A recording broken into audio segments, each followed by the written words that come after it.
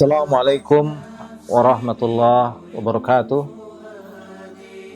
Sahabat-sahabat Abwal Bani Center dimanapun berada, alhamdulillah kita bertemu lagi di malam yang bahagia ini, yang dimana kita masih di dalam bulan Ramadan yang kita kenal dengan Syahrul Siyam, Syahrul Mubarak. Dan dalam bulan ini banyak sekali hikmah ya yang kita bisa petik. Kali ini kami akan memberikan satu hal ya, berupa informasi bahwasanya Nabi SAW mengajarkan kita untuk meredam luapan emosi. Marah termasuk sifat ya yang bawaan pada manusia yang sebenarnya dalam hal ini mengandung kemaslahatan dan manfaat. Dikatakan oleh Syekh Shalih Al-Fauzan hafizahullah, orang yang tidak bisa marah terdapat kekurangan pada dirinya. Hanya saja kemarahan itu harus ditetapkan pada tempatnya. Apabila ia melampaui batas dan juga melampaui rambu-rambunya, maka akan menimbulkan bahaya, sehingga pelakunya akan merugi dan menjadikan dirinya mempunyai sifat yang tercela.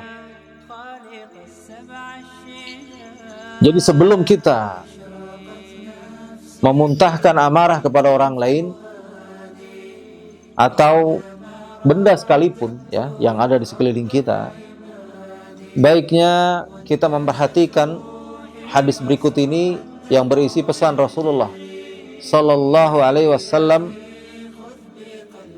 kepada seseorang yang mementingkan nasihat beliau. Dari Abu Hurairah radhiyallahu anhu berkata, seorang lelaki berkata kepada Nabi Sallallahu Alaihi Wasallam, berilah aku wasiat. Beliau menjawab, janganlah engkau marah. Lelaki itu mengulang-ulang permintaannya, namun Nabi selalu menjawab, janganlah engkau marah. Pesan dari hadis ini sudah sangat jelas, yaitu bagaimana mengenai celaan terhadap sifat marah, sehingga juga memperingatkan orang untuk menjauhi faktor pemicunya.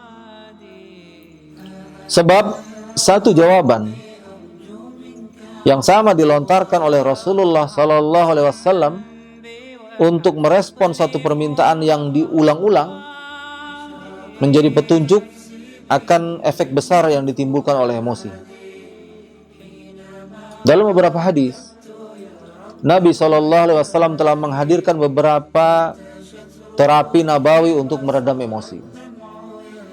Yang pertama, yang diriwayatkan oleh Sulaiman bin Surd radhiyallahu anhu berkata, aku pernah duduk di samping Nabi saat dua orang lelaki tengah saling mencaci.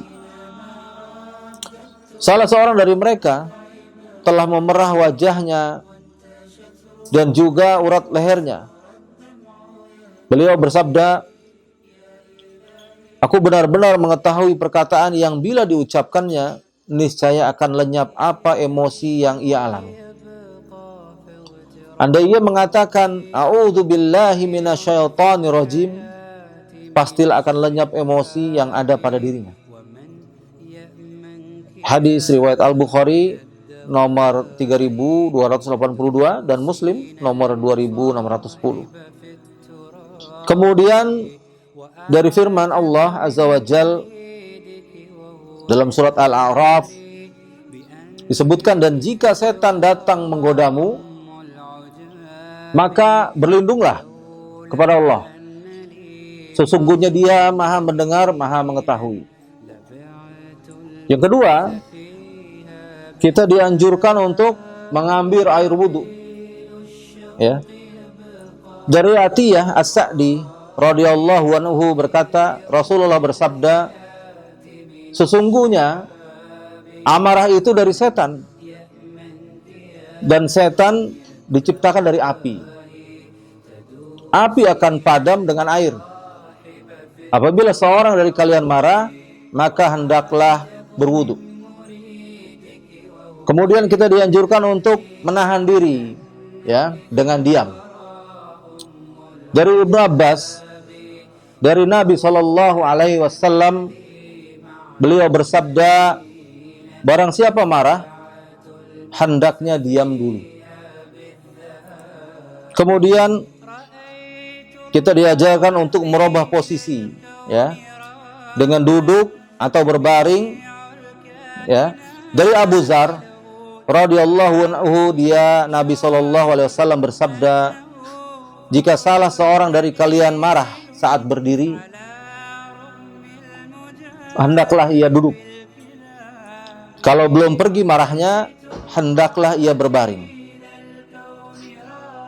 Kemudian kita diajarkan untuk mengingat-ingat, ya, keutamaan orang yang sanggup menahan emosi dan bahaya besar yang ditimbulkan dari luapan amarah yang akan dijauhkan dari taufik. Dari Mu'az radhiyallahu anhu, Rasulullah sallallahu alaihi wasallam bersabda, yang artinya barang siapa yang menahan amarahnya padahal mampu meluapkannya, Allah akan memanggilnya di hadapan para makhluk di hari kiamat untuk memberinya pilihan bidadari yang ia juga inginkan, ya. Ini keutamaan, ya, dari apa-apa yang Rasulullah ajarkan tentang bagaimana kita meredam luapan emosi. Akhifillah, azani Allah wa iyyakum. Sesungguhnya kalimat, ya, la taqdab atau jangan marah itu merupakan sebuah hal yang sangat luar biasa. Karena dari marah kita tentu akan melupakan sesuatu yang sifatnya adalah waqi', ya, sifatnya yang sejati. Bagaimana marah kemudian melupakan kebaikan seseorang? Dengan marah kadang kita melampiaskan sesuatu yang sebenarnya tidak boleh. Bagaimana jika seseorang anak ketika marah kepada orang tuanya, kemudian dia mencaci maki orang tuanya, padahal Rasulullah mengatakan kalimat itu diharamkan. Dan apabila hal demikian ini menjadi peluang bagi syaitan untuk selalu menggoda kita agar hilangnya kesabaran dan kemudian berakhir dengan hilangnya amal soleh, maka na'udzubillahi min zalik, bahwasanya kita menjadi orang yang seperti penyuruh untuk syaitan yang sifatnya adalah marah.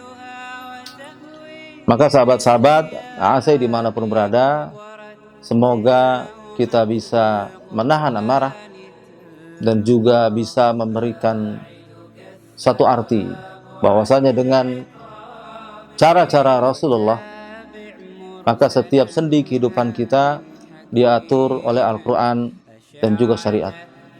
Ila liqa masalamah.